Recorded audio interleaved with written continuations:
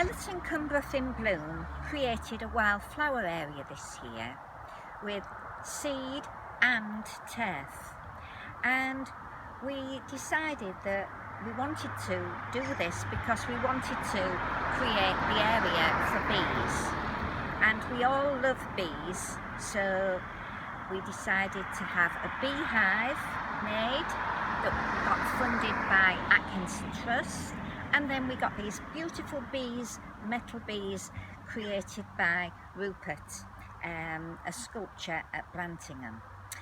We are really proud of our experiment here and hope that the seeds spread and create more bees to come.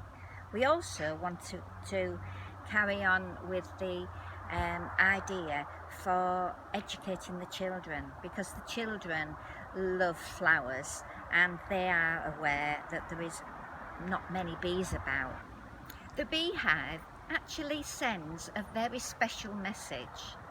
That message is to be kind to bees and plant more wildflowers so that the bees can thrive in beautiful land like this. Well, it was a mix, wasn't it? I mean, Yeah. I don't know how many flowers it said there would be. From this lovely wildflower area, we're also carrying on the bee theme in a bush shelter at Brough.